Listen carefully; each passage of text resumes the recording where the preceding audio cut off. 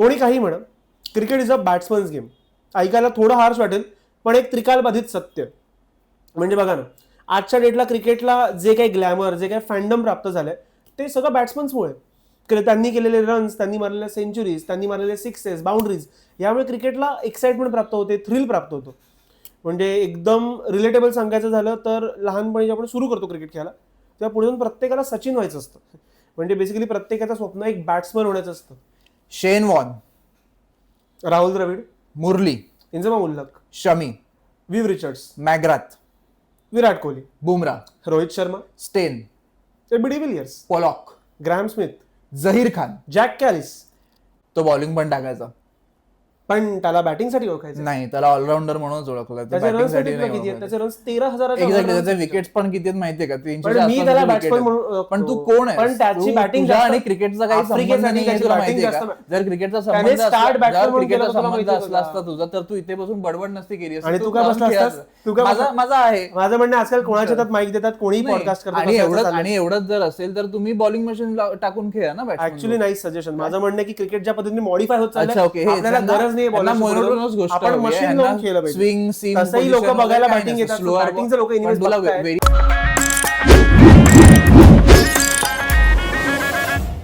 So Bhavesh, झालं तुझं भांडून, झालंय बॅट्समनची चाटून झालंय. मी माझं एक ऑनेस्ट मत मांडलेलं आहे. आता तू तुझं पॉइंट प्रूफ कर. नाही, मला असं जेन्युइन वाटतं की आता थोडा बॅट्समनच्या साईडने कल खूप वाढलाय गेमचाच एकंदर बघता, आणि बॉलर्सला त्यात खूप दाबलं जातं. आणि जे काही रूल्स येत आहेत वगैरे ते सगळे बॉलर्सच्या साईड. आता फक्त IPL मध्ये ती बॅट चेक करायचं वगैरे रूल आला, तो जरा बेटर आहे. पण ऍक्च्युअली माहिती का, बॅट चेक करण्याचा रूल हा आधीपासून आहे. आधी तो काय म्हणतात, आधी त्याची साईज होती की या पेरिमीटर प्रॉपर बॅट चेक होणं पण व्हायचं आधी पण. अच्छा, ओके. फक्त ते बाउंड्री लाईनच्या हात व्हायचं. अच्छा. आता त्याला एक ग्लॅमर दिलं त्या लोकांनी ग्राउंडवर आणून. त्यांना रोहित शर्माच्या रिएक्शन होत्या की काय करायचं वगैरे, तरी ते ग्राउंडवर. सो तेच मला वाटतं की रूल्स सगळे बॅट्समनच्या बाजूने. बॉलर्सना तेवढं फ्रीडम नाही आहे, कारण की पॉवर प्ले असतो तुला नोची लाईन बघायची असते, तुला वाईडची लाईन बघायची असते, तुला फेकी नसतो टाकायचा. पण बॅट्समनला सगळी मूव आहे. बॅट्समन स्विच हिट मारू शकतो, बॅट्समन पुढे येऊन खेळू शकतो. बॉलरकडे मंकडींचा ऑप्शन आहे ना. पण हा, पण मग ते फेअरच आहे ना. ते थोडी ह्याच्यामध्ये येतं की ऍडव्हान्टेज मध्ये असं नाही येत ना ते. तसं मला थोडंसं वाटतं की बॉलर्स हे ते फिल्म मध्ये रायटर्सचा कसा रोल असतो तसं आहे. काल एकदम आधीपासून बघशील तर डेनिस लिली पासून ते अगदी वेस्ट इंडिजचे सगळे बॉलर्स होते त्यांचे, गार्नर्स पासून ते कर्टनी वॉल्श, आणि तो अख्खा त्यांचा मॅल्कम मार्शल सगळा तो जो अख्खा पिरियड होता त्यांचा. सो त्या काळात बॉलर्सने ग्लॅमर त्यांना मिळालेलं आहे माझ्या मते. असं नाही अगदी की फोरफ्रंटला जेवढे बॅट्समन राहिले तेवढं नाही राहिलं ते, पण त्यांना पण त्यांचा ड्यू क्रेडिट मिळालेलं आहे. आता पुन्हा तेच आहे, पोस्टरवरती कोण येतं, क्रिकेटचं पोस्टर कोण आहे, तर त्यामध्ये कदाचित बॉलर्स नसतील असं. पण आता मला जो पोस्टरचा बोललास, सो त्यामध्ये मला फक्त 2च बॉलर्सची एंट्री झाली आतापर्यंत असं वाटतं. एक तर ऑस्ट्रेलियाचा शेन वॉन, आणि आता इंडियाकडून जसप्रीत बुमराह. अच्छा, या 2 बॉलरच्या व्यतिरिक्त मला नाही वाटत. ऑब्व्हियसली वेस्ट इंडिजच्या काळात वेस्ट इंडिजचे असतीलच, पण आत्ताच्या जनरेशन त्यांनी धमक्या 2 लोकांना हरवलं ऑब्व्हियसली. सो आत्ताच्या काळात मला याचं असं कोणता दुसरा बॉलर नाही दिसत शेन वॉन आणि बुमराह, म्हणजे ज्यांना आपण बघितलंय खेळताना. दिसतो कोण? मोहम्मद सिराज. हा, तर या दोघांशिवाय मला असं सुपरस्टार बॉलर कोणाला मानलं जातं किंवा तेवढा इम्पॅक्ट गेमवर असून पण त्याला तेवढं क्रेडिट मिळतंय असं मला नाही वाटत आतापर्यंत. पुन्हा तेच आहे, मला आता पुन्हा मस्करी वगैरे सोडल्यास जे मी म्हटलं तेच, फिल्म मध्ये जसं रायटर्स वगैरे तसंच आहे की खरं ऍक्च्युली मॅच बनवणं, मॅच जिंकवणं, त्या सगळ्याचा जो का फोर्स लागतो ना, तो बॉलिंगचाच लागतो. अल्टिमेटली तेच आहे की बॅट्समन तुमच्यासाठी रन्स बनवतात. सो कुठेतरी बॉलर्सचाच रोल जास्त इम्पॉर्टंट आहे की किती रन्स डिफेंड करायचे किंवा बॅट्समन्सना तुझ्या किती रन्स करायला द्यायचे, म्हणजे टार्गेट तुमच्यासाठी सेट व्हायचंय. सो बॉलर हे मला वाटतं की ते सतत निघून जातं, ते त्यांचं कॉन्ट्रीब्युशन निघून जातं. म्हणजे मिडिओकर बॉलर पण तुला इम्पॉर्टंट असतो, कारण तो तुला त्या अख्ख्या कॉम्बिनेशन मध्ये बसवायचा असतो. म्हणजे तुझ्या टीममध्ये 3 जरी भारी बॉलर असतील, त्या मिडिओकर बॉलिंगची बॉलिंग किती खराब नाही पडत यावर तुझ्या गेमचं हे ठरलेलं असतं. गेमचं मधल्या ओव्हर्समध्ये जे काही असतं ते. आणि आता मला बॉलर्सच्या साईडने ते पण वाटतं की बाउंड्री लाईन जी आहे ती आता छोटी होत चालली. सो ते एक अजून डिसएडव्हान्टेज वाढले की पहिले असायचं 80-80 मीटरच्या वगैरे बाउंड्री, आता हार्डली 65 मीटर 70 मीटर एवढ्यावरच आहे. सो ते एक डिसएडव्हान्टेज आहे बॉलरसाठी मला असं वाटतं. आणि ऑस्ट्रेलियामध्ये मोठी ग्राउंड आहेत, पण इंडियामध्ये खास करून तू धरमशाला म्हणशील, वानखेडे म्हणशील, हे ग्राउंड म्हणून खूप छोटे आहे. तर तिथे बॉलरला याच काही चांगले बॉल टाकून पण मिस टाइम होऊन सिक्सच जातो. सो म्हणून मग मी बॉलरच्या साईडने याकरता उभं राहायचं. हो हो तुम्ही कोण? येस, अमेय जेट मला नाही. येस. सो म्हणून मला बॉलरची साईड घ्यावीशी फार वाटते की भाई अगदीच डिसएडव्हान्टेजच्या झोनमध्ये जातं. पण मला पुन्हा तेच वाटतं की क्रिकेट हे मोर ऑफ बॅट्समनच्या पॉईंट ऑफ व्ह्यूने बघितलं तर, कारण ते इझी आहे बघणं, किंवा ते कसं सांगू एक्साइटमेंट आहे. सो नुसतं फेअरली स्पोर्ट म्हणून त्याकडे बघितलं. कारण जसं की तू फुटबॉल बघशील तर फुटबॉलमध्ये पण असणार डिफेन्स असतो, अटॅक असतो, सगळं असतं, मिडफिल्ड वगैरे सगळंच असतं. पण त्यात कसं असतं, कलेक्टिव्हली सगळे एकच गोष्ट करत असतात की पायाने बॉल मारत असतात. एकदम असं वर बघितलं असतं तू. क्रिकेटमध्ये तसं नाही होत. क्रिकेटमध्ये कसं असतं की एक बॅटिंगचा अख्खा वेगळा गेम असतो, बॉलिंगचा अख्खा वेगळा गेम असतो. सो अशात मला असं वाटतं की ते जे आहे ना की 6 बघणं, 4 बघणं, रन्स बघणं, ते जे अख्खं रेकॉग्निशन आणि ते जे अख्खं काय म्हणतो ना एंटरटेनमेंट फॅक्टरसाठी जास्त बघितलं जातं. त्यामुळे मला वाटतं की बॉलिंग अंडर द शॅडो राहिली नेहमी बॅटिंगच्या, असं मला नेहमी वाटलं. म्हणजे जर 11चा वर्ल्ड कप बघितलास तर 11च्या वर्ल्ड कपला युवराज सिंग, सचिन तेंडुलकर यांची नावं खूप घेतली जातात. पण तेच झहीर खान कुठेतरी त्या लाईमलाईट पासून लांब राहिला, जेव्हा की त्याने पण खूप मोठा रोल, ऑलमोस्ट त्यांच्या एवढाच मोठा रोल, 21 विकेट घेतलेले त्याने. 21. आफ्रिदीने पण सेम विकेट घेतले तेव्हा पण. इव्हन तो जॅक केलिसचा पण बघशील, सो त्याला ऍज अ बॉलर कोणी एवढं हे नाही करणार, बॅटिंग ऑलराऊंडरच म्हणतील. तो पार्ट टाइम बॉलर होता, तो करायचा फुल टाइम बॉलिंग, पण तो जेव्हा की त्याच्या विकेट्स झहीर खान एवढ्याच आहेत ऑलमोस्ट टेस्ट मध्ये, आणि रन्स सचिन एवढे ऑलमोस्ट. सो पण तरी पण त्याला बॅटिंग ऑलराऊंडरच बोललं जातं. सो ते खूप मला प्रॉब्लेमॅटिक वाटतं की भाई बॅटिंग कडेच सगळं निघून चाललंय इंडियन. पण आता काय भाई यावरती आता असं मला वाटतं की ज्या पद्धतीने गेम मॉडिफाय होत चालला ना, म्हणजे जसं गेम पुढे जात चाललाय ना, तो अजून जास्त मला वाटतं बॅट्समन्सना फेवर करणं. कारण तेच आहे T20 क्रिकेटचा जेवढा इमर्जन्सी चाललाय तेवढं ते सगळं जे बघणं आहे की 6 आणि 4 ह्याच्या मागे सगळी मजा आहे. की ह्याच्या ते एकदम बेसिक बघ तुम्ही. आता मी पुन्हा तेच आहे, फिमेलचं जे अट्रॅक्शन गेमकडे आलेलं आहे ते मोर ऑफ बॅटिंगमुळे झालंय ना. म्हणजे तू जास्त बघशील तर मला नाही वाटत की मुली कधी बॉलिंग बघतात, त्या कुठल्या टीमला सपोर्ट करत असतील.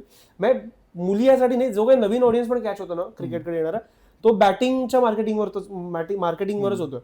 आणि ह्या सगळ्यात मला वाटतं की बॉलिंग मागे जी मेहनत आहे ती एवढी कोणी कन्सिडर करत नाही की केवढी लागते किंवा त्यामुळे किती फरक पडतो, हे कोणी बघत नाही. आणि बॉलर्सला फील्डवर पण थोडं विचित्र हे हँडल केलं जातं. हा एक्झॅक्टली, सिराजला शिव्या घालतात मागणं. त्या दिवशीचा इन्सिडेंट मला सांगायचं IPL मधला, जेव्हा आपला तो जो साईन करणारा बॉलर कोण, राठी, दिग्वेश राठीने मंकड केलं, बॅट्समॅनला आठवत नव्हतं कोणता, त्याने मंकड केलं कोणाला, जितेश शर्माने शॉट मारला त्याच मॅचला. जितेश आणि मयंक अग्रवालची पार्टनरशिप लागली तेव्हाच. हा मला ते एक्झॅक्ट आठवत नाही कोणाविरोधात, पण त्याने मंकडिंग केलं आणि तो नॉट आउट झाला. तिथे मॅटर संपलेला वगैरे. पण रिषभ पंतने जाऊन मग बॅट्समॅनची हे मागितली, माफी मागितली की सॉरी वगैरे बोलला, अपील मागे घेतो वगैरे. पण का, म्हणजे ते फेअर होतं ना. मग तू स्वतःच्या बॉलरला तू खाली टाकण्यासारखं. आणि जेव्हा की मंकडिंग इन लॉ आहे, की असं नाही की तू स्पिरिट ऑफ द गेम हे करतोय वगैरे किंवा लॉच्या बाहेर जाऊन काही करतोस. सो बॉलरला तुला तेवढी इज्जत द्यावीच लागणार की भाई तो का बॅट्समन का पुढे गेलाय ना. लेबर क्लास आहे बॉलर, लेबर क्लास आहे. हा म्हणजे, आणि मला वाटतं की क्रिकेटचं सगळं जे काय म्हणतो ना स्पिरिट ऑफ द गेम आणि हे सगळ्यांची जबाबदारी शेवटी बॉलर्सवरती आहे. की बॉलर्सने जर रन मारले तर त्यांनी किती अग्रेशन दाखवावं ह्याचा एक कंट्रोल आहे. की तू जाऊन त्याला शिव्या घालू शकत नाही. पण तेच आता विराट कोहलीवर जायचं नाही, पण विराट कोहलीने बॅटिंग केल्यानंतर प्रत्येक वेळी शिव्याच घातल्यात, हेल्मेट काढून वगैरे बऱ्याच जणांनी तेच केलंय. पण विराटला त्यासाठी कधी फाईन नसतील पडले एवढे, जेवढं मला माहिती. पण हे जर बॉलरने केलं तर बॉलर्सना खूप अनफेअर. दिग्वेश राठीचा या सेलिब्रेशनवर काय प्रॉब्लेम आहे? अरे ते त्याचं झालं काय की त्याला जयशाचं नाव दिलं.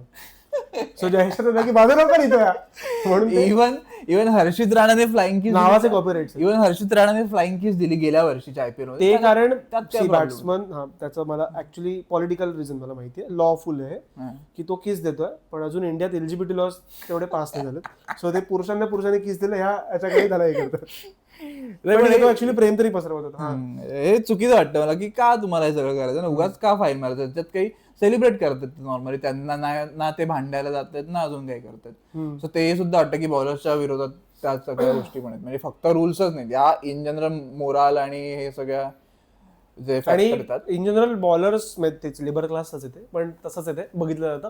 पण त्या सगळ्या गोष्टी आहेत की आता जसं की क्रिकेटमध्ये टाइमचं एक लिमिट असतो तुझ्याकडे, की तुला 1.5 तासात एक T20 मॅच संपवायची का जे काही तुझी बॉलिंग ओव्हर रेट. सो त्यात पण बघायला गेलं तर बॉलर्सचं थकणं किंवा ह्या सगळ्या गोष्टी कन्सिडर नाही केल्या जातात जास्ती. म्हणजे ऑब्व्हियसली अगदी जर इंजरी झाली तर ते कन्सिडर केलं जातं, पण बॉलर्सच्या त्या सगळ्या गोष्टी कन्सिडर केल्या जात नाहीत. म्हणजे एका तुझ्या टीममध्ये जडेजा असेल तर ठीक आहे की तो ओव्हर पटापट संपवतो, पण तुझ्या टीममध्ये फास्ट बॉलर्स जास्त असतील तर ते कोणी कन्सिडर नाही करत की त्यामुळे जो वेळ लागतो ते.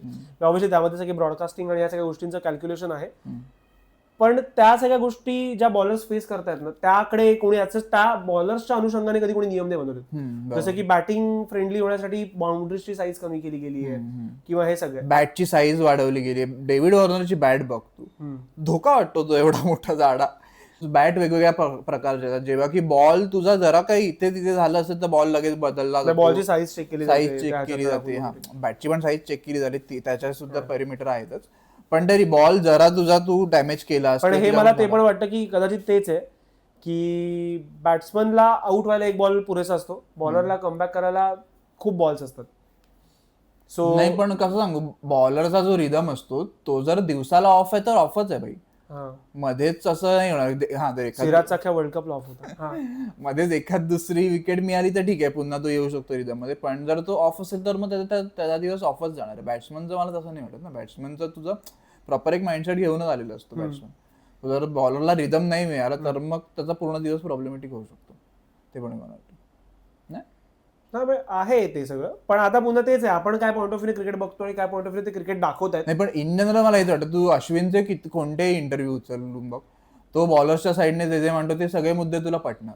इव्हन हे रिषभ पंतचं जे मी सांगितलं ते सुद्धा ऍक्च्युअली काढलं, ते सुद्धा अश्विननेच बोललं की तू बॉलरला डिमिन करतोस तुझ्या. हा, की तो स्वतःहून विकेट घेतली आहे त्याने, तो नॉट आउट आला तो विषय वेगळा आहे पूर्ण.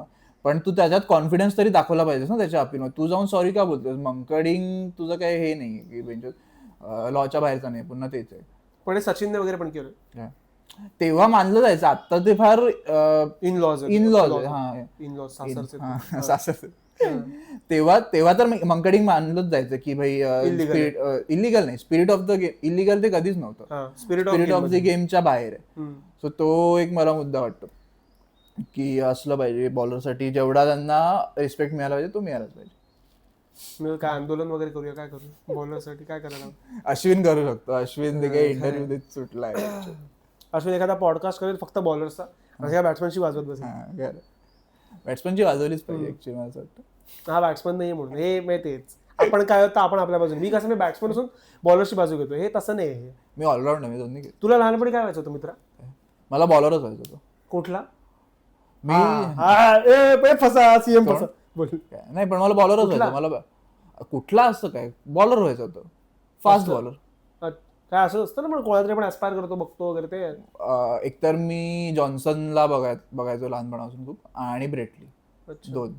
पण तू दोघांसाठी बॉलिंग टाकत नाही, त्याचं काय करशील? नाही, मी शाळेत जेव्हा मी सीझन क्रिकेट चालू केलेलं खेळायला, तेव्हा माझी ऍक्शन जॉन्सन सारखी होती अशी. अच्छा, काय? खाली. पण तू फेकायचंस ना? काय नाही, फेकायचं कधीच फेकी बॉलिंग टाकली नाही मित्र. मी तर खेळलोय, मला माहितीये. काही व्हिडिओज पण तुम्हाला दाखवून मित्रांनो. हा, अंडरमध्ये पण तुला बॅट्समन बनायचं? ऑब्व्हियसली मी नेहमी स्टारस्ट्रॉक होतो नेहमी. मी सचिनचा खूप जास्त फॅन होतो, मला बॅट्समनच व्हायचं होतं. ऍक्च्युली माझा प्रॉब्लेम होता, मला बॉल पोहोचायचा नाही. अजून पण नाही पोहोचायचा बॉल. जाऊ दे. हा, लहानपणापासून ते तर असतं की भाई बॅट्समनच बनायचं. इव्हन तो नाना पाटेकर वाला जो सीन आहे की तो त्याच्या मुलाला क्या रे मोहम्मद कैफ बनेगा, ते तर म्हणजे अगदीच. मग तो बॅट्समन त्याची पण मारली, कारण तो फिल्डर आहे, तो अजून गरीब क्लास आहे. कैफ बॅट्समन होता, पण कैफला बॅट्समन म्हणून खेळायचं ना टीम मध्ये. हा काय तू आता हे चालतं. बॉलरला मी काय बोललो तसं लगेच होतं, आता बॅट्समनला. पण मी मोहम्मद कैफचं म्हणतो ना, मी बॅट्समनचं नाही, मी मोहम्मद कैफला. काय मोहम्मद बॅट्समन होता? काय होता मोहम्मद कैफ? फिल्डर. तो जास्त फिल्डिंगसाठी नोंद होता, पण तो बॅट्समन पण होता. बॅटिंग ठीक करायचं रे. पण मला नेट वेस्ट ट्रॉफी गांगुलीला पण हेच वाटलं होतं. तो म्हणाला की युवराजला स्ट्राईक दे, पण त्याला केफने 6 मारून दाखवला. युवराज एका पॉइंटला आउट झाला, पण केफने ती मॅच जिंकवली. पण ती एकच इनिंग आहे, दुसरी कोणती इनिंग आहे? अजून एक इनिंग आहे त्याची, 2003च्या वर्ल्ड कपला सचिनने जेव्हा बॅट बॉलिंग खेळला होता तेव्हा सचिन त्याने पार्टनरशिप टाकली. अजून एक मॅच आहे त्याची. कोणती सांगा तुम्ही कमेंट्स मध्ये, सांगा कुठली. दादा फिल्डर्सवर नको जाऊया, ते अगदीच म्हणजे खूपच लेबर क्लास मध्ये जातो आपण. फिल्डर्स तसं मॅन ऑफ द मॅच पण मिळत नाही. हार्डली 2 इन्सिडेंट्स असे जगाच्या पाठीवर ज्यात फिल्डर्सना मॅन ऑफ द मॅच दिलं होतं.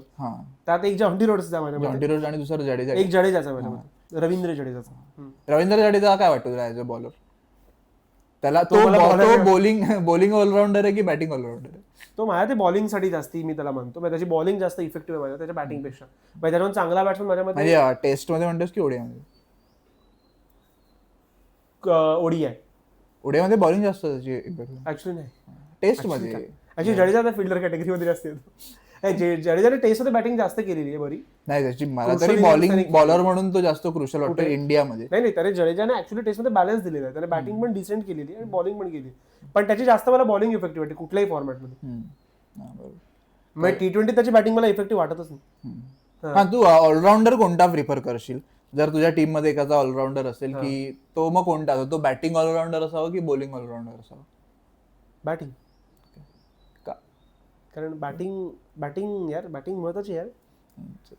बॅटिंग ऑलराऊंडर की बॉलिंग? मला नावं दे ना, नावं सांगेन मला कुठला प्रिफरेबल आहे मराठी. जॅक कॅलिस जर असेल तुझ्या टीम मध्ये तर तू त्याला कशासाठी प्रिफर करशील? बॅट्समन. ठीक आहे, मी पण बॅट्समन म्हणून त्याला करेन. जडेजा असेल तर 12th फिल्डर. बॉलर. हा, जडेजा मी पण बॉलर. Ashwin obviously bowling. अजून कोण आहे? शेन वॉटसन. शेन वॉटसनला पण ट्रिकी चॉईस आहे. बॅटिंग. फ्लिंटॉफ म्हणशील तर मी त्याला बॉलिंगसाठी प्रिफर करेन.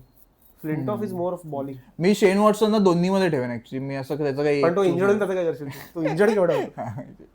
आणि फ्लिंटॉफला more of bowler. Bowling all rounder proper. अजून कोण आहे? अँजेलो मॅथ्यूज बॅट्समन. हार्दिक कॅप्टन सोडून काही.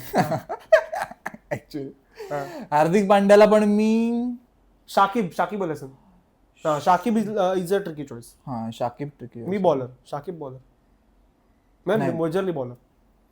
मी बॅटिंगसाठी करेन कारण की तो 2 डाऊन वगैरे पण येतो. वर्ल्ड कपला तो 2 डाऊन आलेला ना गेस 2019च्या 2 डाऊन की. हा, सो मी बॅटिंगसाठी ठेवेन त्याला. बॉलिंग ऑब्व्हियसली टाकेलच पण मी प्रिफर त्याला बॅटिंगसाठीच करेन. हार्दिक पांड्या बॅटिंगसाठी करेन. हार्दिक पांड्या बॅटिंग मी म्हटलं कॅप्टन सोडून. बॉलिंग मी त्याला मिड ओव्हर मध्येच देईन. पण तो कॅप्टन असला की तो पहिली गेल मग धोनी आणि डेथ पण टाकायची असते मग त्याला कधी कधी जेव्हा मॅच क्रुशल नसेल तेव्हा मग त्याला डेथ. पण तो आजकाल तो पळतोच आजकाल. नवीन प्लेअर्स देतो बॉलिंग. एक्झॅक्टली तेच म्हणतो. अरे तू काय बोलस त्याला? हा, क्रुशल मॅचला नाही टाकणार तो. नॉर्मल मॅचला तो डेथ ओव्हरला टाकणार. आणि अजून काय आहे तुझ्या बॉलरच्या बॅट्समनच्या साईडने? बॉलर बॅट्समनच्या साईड रूल्स काही माहिती आहेत का तुला असे की जे जास्त बॅटिंगला फेवर करणारेच आहेत? आपण बोललो मग आता जे स्पेसिफिक असं काही स्पेसिफिक तेच आहे. आता जे न्यू बॉलचं जे निघालंय की 2 नवीन बॉल असतात त्यामुळे इनिशियल स्विंग ऑब्व्हियसली मिळतो बॉलर्सना जो काय असतो तो. पण मग त्याच्यामुळे रिव्हर्स स्विंग बंद होतो कारण इव्हन टेस्ट मध्ये पण 2 बॉलचा रूल. हा, जेव्हा की पाकिस्तानी बॉलर्स त्याच्यावर जगलेत पूर्ण. म्हणजे त्यांनी टॅम्परिंग पण केलंय. बॉल टेम्परिंग टॅम्परिंग पण केलंय. तोंडात बॉल टाकण्याचे शॉट्स आहेत ते शाहिद आफ्रिदी टॅम्परिंग पण केलं ऑब्व्हियसली. पण त्यांचं जे काही करिअर घडलंय वकार युनिस म्हण किंवा मग वसीम अक्रम म्हण यांचं प्रॉपर रिव्हर्स स्विंग झालं. जे की जुन्या बॉलने मी अक्रमची त्या दिवशी एक रील बघत होतो न्यूझीलंडची. 47व्या ओव्हरला तो एवढा स्विंग करत होता बॉल. लेफ्टी बॅट्समनला असा वरून असा वगैरे जातो. म्हणजे स्विंग की रिव्हर्स स्विंग? रिव्हर्स स्विंग होता प्रॉपर.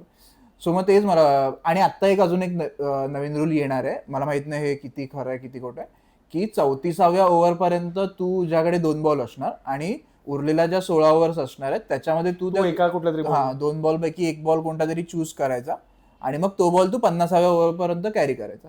हे बेटर आहे. मग ऍटलीस्ट रिव्हर्स स्विंग गेम मध्ये राहतो. अदरवाईज आता बॉलरसाठी असं झालं की तू कुठेही टाक. म्हणजे तुझा तो ऑलमोस्ट 25 ओव्हरचा म्हणजे T20चा ऑलमोस्ट सेम एजचा बॉल बनून जातो. त्यामुळे T20 मध्ये रिव्हर्स स्विंगचं काही घेणं देणं नाही. रिव्हर्स स्विंगला मारूनच टाकला आता क्रिकेटमध्ये. तू काय बघणं प्रिफर करतोस? हाय स्कोरिंग मॅचेस की लो स्कोरिंग मॅचेस?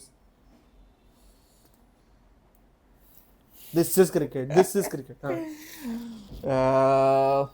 नाही, मला एकदम हाय स्कोरिंग पण आवडत नाही कारण आता गेल्या वर्षी तरी हे IPL सीझन तरी ठीक आहे पण गेल्या वर्षीचं IPL सीझन ते झालं सगळ्या मॅचेस हाय स्कोरिंग होत्या.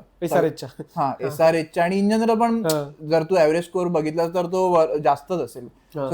तेव्हा मला एवढं मजा नव्हती आली. मला मिड 180 170 जर झाले T20 मध्ये 180 190 पण ठीक आहे. सो ते जे स्कोर असतात तेच मला बघायला आवडत कारण की त्याच्यामध्ये मग टफ फाईट होते. जर तुझा पहिल्या इनिंगला जर तू 250 मारून गेला तर मग नंतर येणाऱ्या टीमकडे एवढा चान्स उरत नाही कारण की ते स्कोर बोर्डचं प्रेशर असतं प्लस. आणि ते 250 चेस करणंच मुळात कठीण. आणि मग मला असं वाटतं ना की लो स्कोअर हे जे मॅचेस असतात जिथे हाय स्कोरिंग मॅचेस होतात तिथे गेम खूप वन डायमेन्शनल होतो की बॅट्समन हगला की बॅट्समनने माती खाल्ली तरच तो गेम त्याच्या रीचच्या बाहेर जातो. जेव्हा की लो स्कोरिंग मॅचेस किंवा मिड रेंजच्या मॅचेस असतात त्यामध्ये कधी कुठे फिरू शकतो, कॅप्टन्सी तुझी गेम प्ले मध्ये असं मला वाटतं. आणि बॉलिंग जास्त की तू कशा रोटेट करतोस, बॉलिंग कसे रोटेट करतोस, कोणाला कुठे लावतोस. फॉर एक्झाम्पल या सीझनला मुंबई इंडियन्सची जी मॅच झालेली कोण KKR विरुद्ध आहे की 95ला की कितीला तरी ओपन केलेला मुंबईने 110-130 मारलेले फक्त असं काहीतरी एक मॅच झालेली. सो त्या मॅचला कॅप्टनशिप आणि बॉलिंग पंजाब आणि कोलकाताची म्हणतोस का 112चं टार्गेट होतं. Sorry right. सो ते बघा ती मॅच बघायला जास्त मजा आली मला. इव्हन मुंबईच्या 2 IPL जिंकले त्यात बघा म्हणजे जी पुण्यावाली मॅच जिंकली होती ती त्यात मुंबईने 129 आय गेस डिफेंड केले होते आणि चेन्नई सोबत केली होती 149 डिफेंड केले होते मुंबईने. सो त्या मॅचेस बघायला मजा येते. हा एक्झॅक्टली. सो तुझा जर लो स्कोर असेल तर मग तुझी अँटिसिपेशन पण वाढतं गोष्टींचं की विकेट जाईल की नाही आणि ते सगळं आहे. पण हे पुन्हा तेच की तू मी किंवा ज्यांनी खूप क्रिकेट बघितलंय खेळलंय प्लास्टिक बॉलने खूप क्रिकेट प्लास्टिक बॉलने. किती वय आहे तुझं? 28-30 वर्षाच्या आयुष्यात मी 19 क्रिकेटच बघितलंय. तर मला तर म्हणायचं पोटात असताना की हा पुढे जाऊन क्रिकेटर होणार आईच्या. तर हा तर मी काय म्हणत होतो पण हे कसं आहे ना की हे थोडंसं ना त्या पर्स्पेक्टिव्हने तू बोलतोस असं मला वाटतं की प्रॉपर क्रिकेटिंग फॅन आहेत. पण हे जर तू काय म्हणतो ना लेमॅन बघशील किंवा त्यांना काय आवडतं म्हणजे त्यांना माझ्यामध्ये 6 फोर्स बघायला आवडतं असं मला नेहमी वाटतं. बॅट्समॅन हेल्मेट काढून सेंचुरीज मारणं हे त्यांना जास्त बघायला जास्त मजा येत असत. म्हणजे इन जनरल आपण बघायला गेलो की इंडियामध्ये एवढी लेगसी झालेली इतक्या प्लेयर्सची आपण आजही नावं सचिनची घेतोय किंवा कोहलीची घेतोय किंवा गावस्करांची घेतोय. पण ह्याच अख्ख्या पिरियडमध्ये आपण बघायला गेलं तर आता बुमराची नावं घेतली लोक. Bumrah is been marketed really well. मला वाटतं की मार्केटिंग ह्या सगळ्यात खूप मॅटर करतं. हा मी इंग्लंडची एक सिरीज बघितलेली जिथे बुमराचे पोस्टर लागलेले विराट कोहली. इव्हन मला जेवढं लक्षात आहे आता BGT जी झाली त्यात बुमरावरती खूप जास्त फोकस होता. बरोबर. सो मला वाटतं हे आत्ता मिळालंय बुमरामुळे. कदाचित बुमराचा मॅग्निट्यूड पण खूप मोठा राहिलेला आहे. पण जर ते तुम्ही सोडलं तर पण तू बघशील तर अनिल कुंबळेने त्याच्या आयुष्यात 609 विकेट्स घेतात माझ्या मते. त्याच्याबद्दल कोणी चर्चाच नाही करत आहे. बरोबर. तेच आहे की तुझ्या घरी सचिन जन्माला यावं सगळ्यांना वाटतं पण अनिल कुंबळे कोणाला नको घरात किंवा पुढे अनिल कुंबळे कोणाला नाही बनायचं. सो हे ते आहे. इव्हन तू अश्विनचं बघशील तर तू आता जे कोहलीच्या कॅप्टन्सी पासून सुरू झालं जे रोहितने पण फॉलो केलं की अश्विनला हे लोकांना बाहेरच्या देशात बसवायचे इंग्लंडमध्ये जाऊन वगैरे. तर ह्यावरती ह्याचा आर्ग्युमेंट मी माझ्यासोबत हे होतं जे की मी माझं म्हणणं आहे की ऑस्ट्रेलियाने कधी नॅथन लॅनला बसवलंय का इंग्लंडमध्ये जाऊन किंवा आफ्रिकेत जाऊन. ते लोक त्याला खेळवतात ना कारण तुला माहिती आहे की कुठल्या तरी दिवशी जाऊन पिच तुटणार आहे, कुठल्या तरी दिवशी जाऊन स्पिनर प्ले मध्ये येणार आहे. हा तू रिझन्स मध्ये त्यांना खेळतोस. पण अश्विन सोबत केवढा मोठा इंजस्टिस आहे की त्याच्या स्टॅचरचा बॉलर त्याला तुम्ही इंग्लंडमध्ये 5 मॅचेस बसवलं तुम्ही त्याला WCची फायनल नाही खेळवली. म्हणजे आता त्याने ते प्लेअर म्हणून किती टीम मॅन म्हणून घेतलं असेल तरी मला ते पण नाही ते आता त्याने गिव्ह अप केलं ना ऑस्ट्रेलियाला जेव्हा त्याला. पण हा डिसिजन म्हणून मला चुकीचा वाटतो. म्हणजे मला सांग ना विराट किंवा रोहित म्हणा हे लोक इंग्लंडमध्ये फसतात किंवा समजा स्पिन समोर फसतात. तुम्ही त्यांना बसवून दुसऱ्या बॅट्समॅनला खेळवायला जातो स्पिन मध्ये चांगला खेळतो डोमेस्टिक मध्ये तुम्ही नाही करणार ना कारण शेवटी हा बॅट्समनच्या अख्ख्या वर्चस्वाचा गेम आहे. असं हे इन जनरल वारंवार सिद्ध झालेलं आहे. बरोबर. अश्विनची रिटायरमेंट तर एकदम वाईटच होती की अश्विनची त्याने एवढं काय वाईट केलं होतं. त्याने न्यूझीलंडची सिरीज वाईट केला होता त्याची नाही चालली बॉलिंग. तुम्ही सुंदरला आणलं सुंदर चालला. तुम्ही ऑस्ट्रेलियात जेव्हा की फॉर फॅक्ट्स इंग्लंडमध्ये 2011 पासून सगळ्यात जास्त विकेट्स इंडियन बॉलरच्या कुठल्या तर ते अश्विनचे आहेत. अच्छा ओके. ज्या की तो एक सिरीज अख्खी खेळला नाहीये. आणि ऑस्ट्रेलियामध्ये अश्विनला खेळायला हवं बाउन्समुळे. मला नेहमी वाटतं की नेथन लायनला जी ड्रिफ्ट आणि बाउन्स मिळते ती अश्विनला पण मिळू शकते. ऑब्व्हियसली ऍक्शन दोघांच्या वेगळ्या आहेत पण अश्विनला ड्रिफ्ट जरी नाही मिळाली तरी बाउन्स मिळूच शकतो. नेथन लायनला प्रॉपर ड्रिफ्ट आणि बाउन्स दोन्ही मिळतं. पण तो जो सॉफ्ट कॉर्नर नेहमी राहिला ना बॅट्समनसाठी की अरे बॅट्समॅनला 2 गेम द्या तो 3ऱ्या गेमला खेळ 4थ्या गेमला खेळ हा बॉलरना कधीच नाही मिळत आपल्याकडे. बरोबर. आपल्या देशात तर एस्पेशली तो कधीच नाही मिळाला. म्हणजे मला लक्षात आहे ही जी सिरीज ऑस्ट्रेलियामध्ये तू म्हणतोस VGT मागची जी BGT होती ज्यात पंतने चांगली इनिंग केली होती शेवटी गॅबामध्ये ती सिरीज जिंकण्यामागे अश्विनची बॉलिंग खूप क्रुशल होती. म्हणजे अश्विनने ज्या पद्धतीने आणि तो प्रॉपर स्टुडियस प्लेअर आहे त्याने ज्या पद्धतीने स्मिथचा अभ्यास केला होता. स्मिथच्या विकेटची एक व्हिडिओ आहे तुम्ही जाऊन बघा. त्याने ज्या पद्धतीने प्लॅन केला होता स्मिथला अख्खा. तो खूप हुशार माणूस आहे खूप हुशार. इव्हन बॅटिंग त्याची हनुमा विहारी बरोबर जर तो उभा राहिला नसता तर ती मॅच ड्रॉ नसती झाली. सो बॉलर्सना ते ड्यू क्रेडिट मिळालंच नाही आपल्याकडे तर अजिबात नाही मिळालेलं ते. पण जर तू बाहेर बघशील ऑस्ट्रेलियामध्ये Shane Warne was a superstar. Shane Warne Ricky Ponting पेक्षा मोठा होता तिथे असं मला नेहमी वाटतं. त्याने जाऊन स्टेडियम मध्ये तिथे काहीतरी मारामारी किंवा ते बॉटल्स वगैरे फेकत होते ऑस्ट्रेलियामध्ये.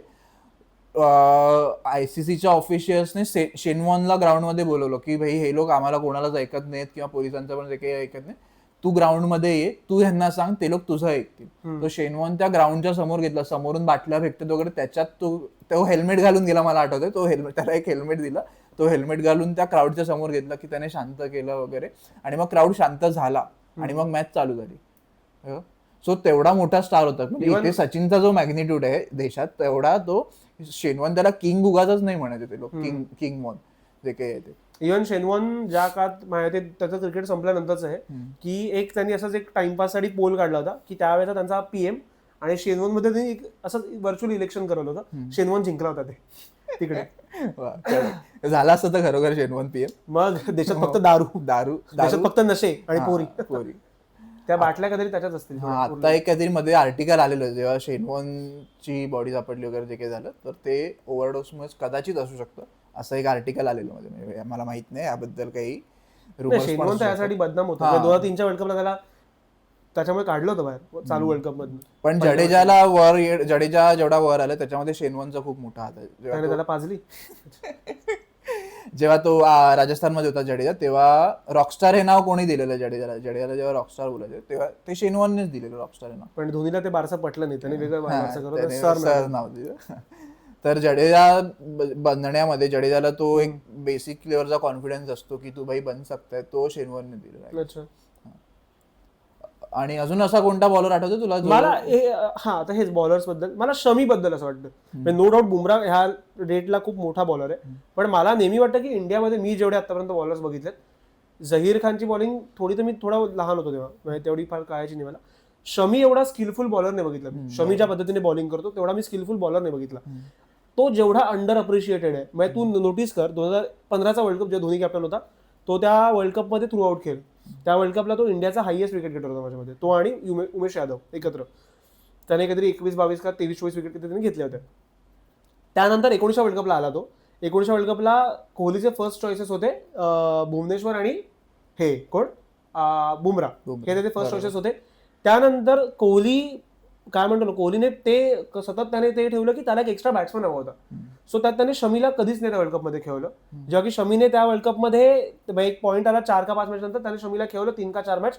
त्या मॅचेसमध्ये त्याने 5 विकेट, 4 विकेट, 5 विकेट, आणि इंग्लंडची मॅच मध्ये त्याला पण 5 विकेट मिळाले होते. त्याने हा विकेट्स घेतल्या. सेमीफायनलची वेळ आली. सेमीफायनलला विराटने दिनेश कार्तिकला खेळलं, पण त्याने शमीला बसवलं. सो तुला कळतं, इव्हन युजवेंद्र चहल आणि कुलदीप यादव, ते दोन्ही जेव्हा किपर होतं त्या काळात लोकांना माहिती त्यांचा काय डिओ होता.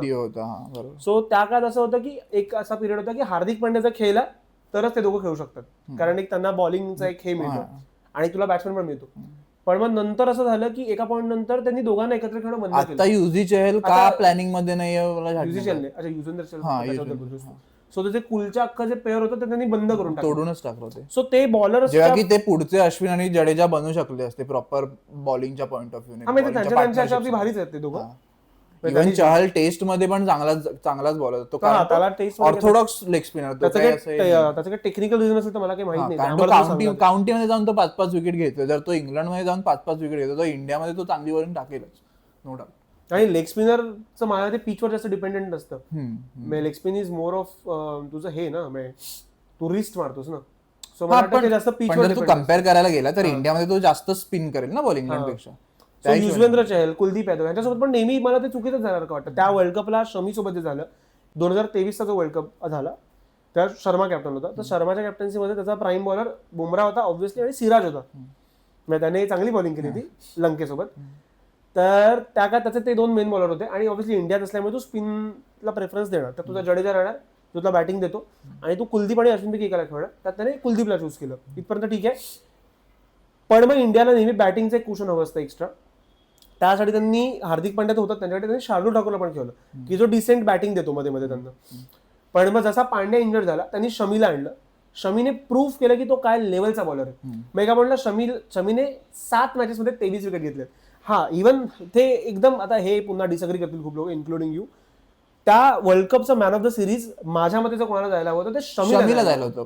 विराटने आपण एकत्रच बघत होतो फायनल, फायनलला मी ह्याला बोललो अरे विराट कोहलीला का देते विराटचं कॉन्ट्रीब्युशन त्या सिरीज मध्ये आहे obviously, पण इंडियाच्या बॅटिंग मध्ये किंवा इंजिनियर पुन्हा तेच आहे, बॅट्समनला मॅन ऑफ द सिरीज देणं हे- बॅट्समॅनला प्रोजेक्ट करणं हा, म्हणजे जर एखाद्या बॉलरने 5 विकेट घेतल्या आणि एखाद्या बॅट्समॅनने सेंचुरी मारली तर मॅन ऑफ द सिरीज ही सेंचुरी मारलेल्या बॅट्समॅनला जाते. 5 विकेट घेतलेल्या बॉलरला हार्डली कधीतरी बघितलं की भाई मी दिले मॅन ऑफ द सिरीज किंवा मॅन ऑफ द मॅच जे काही अवॉर्ड असतात, मग त्याला तो वेगळा कोणता तरी एक अवॉर्ड निर्माण करतात आणि तो मग देतात की काय बॉल ऑफ द टुर्नामेंट किंवा बॉलर ऑफ द टुर्नामेंट वगैरे कुछ नाही. तो उसके बाद त्यानंतर मला असं वाटतं की तेव्हा पण Shamila man of the series नाही मिळालं. मग ह्यात पण काय मला सेन्स नाही कळला. इव्हन एका पॉइंटला शमी एका पॉइंटला बोलला की मला एक्झॅक्टली रिझन कळत नाही की मला हे लोक फर्स्ट प्रेफरन्स का देत नाहीये. सो एका पॉइंटला मग बॉलर करणार काय, हतबलता जी म्हणतात ती. आणि बॉलरचं ऑलरेडी आयुष्य, फास्ट बॉलरचं खास करून ऑलरेडी आयुष्य कमी असतं, ऑलरेडी करिअर त्यांचं छोटं असतं. तुझं किती झालं काय माझं करिअर त्यांचं छोटं असतं, त्यात पण आता सगळे रूल्स आणि हे जे काही ते बॉलर्स विरोधातले ते, सो तुम्ही अजून त्यांचं करिअर लहान करत. सो मग आता तू बघशील की बॅट्समनच्या as compare to batsman bowlers नवीन नवीन येतच राहतात तुझ्या टीममध्ये. ते मला खूप प्रॉब्लेमॅटिक वाटतं आता सध्याच्या ह्याच्यात, तरी आधी एवढं नव्हतं आय गेस. हो, म्हणजे रिलेशनशिप मध्ये पुरुष आणि स्त्री असतात, ते बॉलर्स आणि बॅट्समन. जाऊ दे, या मुद्द्यावर आपण व्हिडिओ थांबवू शकतो. नको. सो हा, तुझ्याकडे अजून काय असा किस्सा आहे? नाही माझ्याकडे ठीक आहे, माझ्याकडे आता काही नाही. सो तुम्ही सुद्धा आम्हाला कळवा तुम्हाला काय बरोबर वाटतं की बॉलर्सना अजून प्रोत्साहन दिलं पाहिजे की हा बॅट्समनचाच गेम आहे. तुम्हाला जे काही वाटत असेल ते तुम्ही आम्हाला कमेंट्समध्ये कळवा. लाईक करा, शेअर करा, सबस्क्राईब करा मांडीला खाजला, क्रिकेटवरचा पहिला मराठी पॉडकास्ट. येस.